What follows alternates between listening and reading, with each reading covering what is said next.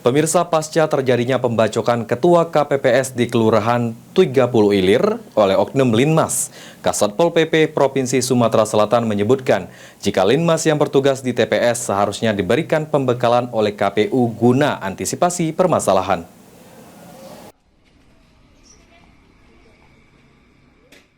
Satpol PP Provinsi Sumatera Selatan sangat menyayangkan adanya kejadian oknum Linmas yang ada di bawah koordinasi Satpol PP telah melakukan pembacokan terhadap Ketua KPPS di Kelurahan 30 Ilir.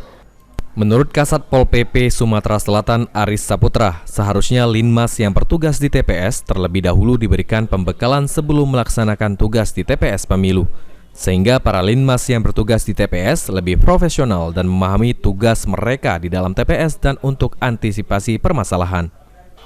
Kedepannya diharapkan KPU yang merekrut langsung para Linmas bertugas di TPS juga melakukan pembekalan Linmas tersebut seperti halnya melakukan sosialisasi dan pembekalan terhadap petugas TPPS. Sebelum pemilu ini kan secara berjenjang telah kita berikan sosialisasi arahan ya kepada Linmas-Linmas itu sesuai dengan jenjangannya. Dan saya juga pernah menyarankan kepada KPU pada saat rapat Rakornas di Jakarta bahwa ke depan kami mengharapkan tentunya untuk Linmas yang ditugaskan di TPS-TPS itu juga diberikan sosialisasi, juga diberikan pelatihan sebagaimana pelatihan yang diberikan kepada petugas-petugas KPPS.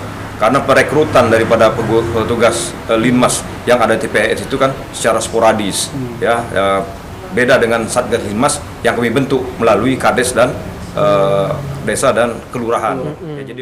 Aji Delia, PAL TV.